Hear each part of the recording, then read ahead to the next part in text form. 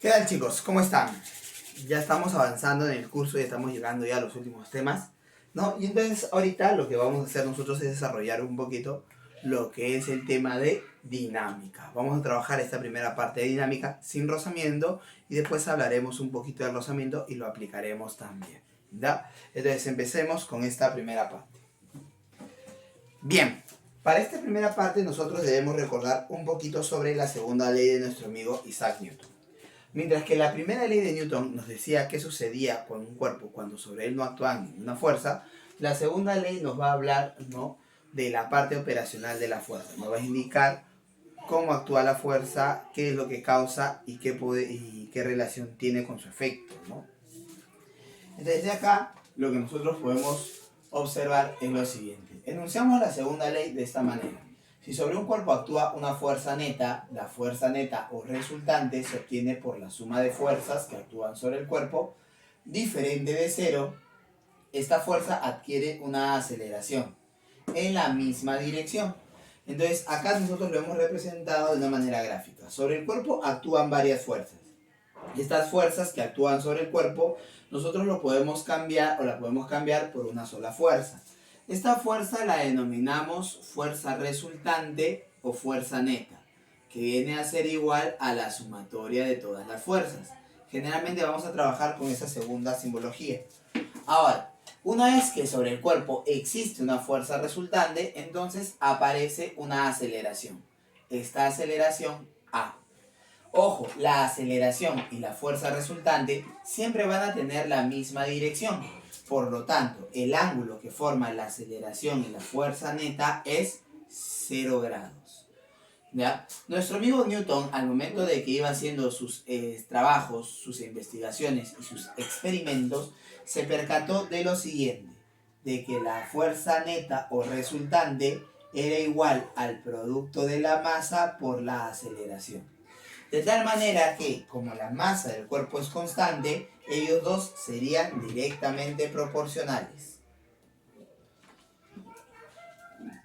Ahora, nosotros vamos a trabajar los problemas en base a esta ley de Newton. De vez en cuando usaremos las otras leyes, ¿no? La tercera ley también, por ejemplo, se usa cuando se trabaja con más de un solo cuerpo, pero eso ya lo veremos en su momento adecuado. Veamos por acá lo siguiente. Mira, son los pasos que nosotros debemos seguir para poder resolver un problema de dinámica de manera correcta, para evitar también equivocarnos. Lo primero que debemos hacer es un DCL, un diagrama de cuerpo libre. Recuerda que DCL o diagrama de cuerpo libre, en estática nosotros lo habíamos recalcado bastante. Es importante y fundamental el diagrama de cuerpo libre, habíamos quedado.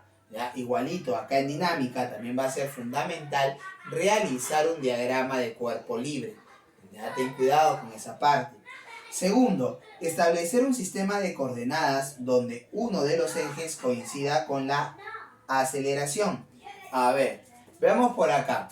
Yo te he puesto dos casos. Sobre él he dibujado esas dos fuerzas, pero si yo quiero terminar el diagrama de cuerpo libre, me faltaría una fuerza debido a la gravedad, que sería su propio peso, por ejemplo, y me faltaría la fuerza debido a ¿quién? Al piso, que sería la fuerza normal. Yo me doy cuenta que este cuerpo se mueve a lo largo de la dirección horizontal. Entonces yo puedo agarrar y definir mi sistema de coordenadas de esta manera. Una vertical y una horizontal como estamos acostumbrados. En la dirección horizontal estará el eje X, mientras que en la dirección vertical estará el eje Y. Entonces eso sería la primera idea. Después lo que vamos a hacer, como vamos a trabajar en este sistema de coordenadas, tú ya sabes que sigue. Todas las fuerzas que no coincidan con estos ejes se descomponen, ¿no? Por ejemplo, esta fuerza tendría que yo descomponerla, ¿no? Tendría que descomponerla a la fuerza para poder trabajar usando el sistema de coordenadas, ¿no? Dibujaría, por ejemplo, acá una fuerza horizontal y por acá dibujaría una fuerza, digamos, vertical. Entonces ya descompusimos a la fuerza y nos quedan ellas dos. Entonces de esa manera solamente trabajaríamos en el eje X y en el eje Y. En este caso que está acá, ¿no? Yo te he colocado un plano inclinado y un bloque. Ojo, habíamos quedado que vamos a trabajar nosotros sin rozamiento, por lo tanto el plano es liso. Si el plano es liso, todo resbala a lo largo del plano inclinado fácilmente. Eso quiere decir que el cuerpo va a caer y a medida de que cae también va acelerando. Entonces, en esta situación, ¿cuáles serían las fuerzas que actúan sobre el bloque? Tendríamos nosotros la propia fuerza de gravedad mg, ¿no? Y aparte de ello, la fuerza normal, ¿no? La fuerza normal, ¿sí? Sobre el del plano sobre el bloque. Entonces, esto que está acá simplemente es una representación rápida de las fuerzas porque tendríamos que aislar al cuerpo, ¿no? Pero en este caso lo estoy dibujando ahí mismo, ¿ya? Entonces, de acá lo que nosotros vamos a considerar es otra vez. Busco la idea, que la aceleración coincida con uno de los ejes. Entonces, ¿cuál debe ser mi sistema coordenado? Mi sistema coordenado será en dirección de la aceleración un eje, pero la aceleración es paralela al plano inclinado, eso es fundamental. Y la otra es perpendicular, ¿no? Como es un sistema de ejes coordenados, los ejes son perpendiculares. Entonces acá tendría mi sistema, este acá sería X y este acá sería Y. Entonces, ¿qué tengo que hacer después? Después voy a descomponer las fuerzas para trabajar en la dirección y en la otra dirección, ¿no? Ya está, ¿sí? Ya hemos hecho este tipo de descomposiciones en estática, entonces ya estamos listos. Entonces, ¿qué podríamos decir nosotros como tercer paso? Tercer paso, descomponer. Descomponer las fuerzas en dirección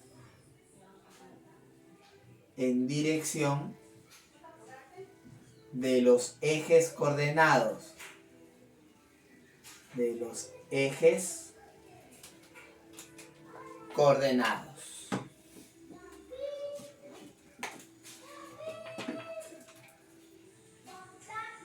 coordenados. Ya, ahora, en esta parte que está acá, vamos a nosotros agregar un cuarto paso. ¿Cuál sería el cuarto paso que debo agregar? Una vez que yo ya tengo las fuerzas descompuestas, o sea, solamente tengo fuerzas en el eje X y en el eje Y, lo que voy a hacer es lo siguiente. En el eje con aceleración, en ambos casos la aceleración está en el eje X. Sumatoria de fuerzas en el eje X igual a masa por aceleración. Por lo tanto, como en el eje Y no hay fuerza resultante, no hay aceleración, la suma de fuerzas en ese eje debe ser 0. Esto de acá es porque en ambos ejemplos que yo te he dado, la aceleración coincide con el eje X. Si la aceleración coincidiera con el eje Y, por ejemplo, ¿no? Por ejemplo, tuviera yo un bloque o un globito que está subiendo. Imagínate, tú le aplicas acá una fuerza, acá le aplicas otra fuerza y se me ocurre que acá le aplicas otra fuerza, pero él acelera hacia arriba de alguna manera. Entonces, en ese caso, ¿no? Tendría que descomponer las fuerzas en la vertical y en la horizontal. Estaríamos trabajando con este sistema de coordenadas, pero ahora la aceleración está en el eje vertical. Entonces, la sumatoria de fuerzas en X debe ser 0 y la sumatoria de fuerzas en Y será igual a la masa por la aceleración, ya que ahora la aceleración es vertical, ¿sí? Entonces, esto que está acá cambia en función a que a la dirección en la cual está la aceleración. En la mayoría de casos, por decir casi todos, nosotros consideraremos la aceleración en el eje X, pero podría haber alguno donde la aceleración estuviera en el eje Y. Todo eso depende de nuestro sistema de coordenadas. ¿Sí, chicos? Muy bien. Entonces, una vez que ya tenemos estas ideas claras, entonces entraremos a resolver problemitas. Empezaremos con algunos sencillos que nos permitan ver un poquito la utilización de estas recomendaciones, estos pasos a seguir para resolver problemas, y de ahí ya resolveremos problemas sin discriminación alguna. ¿Ya? Muy bien. Nos vemos en el siguiente vídeo para resolver nuestro problemita.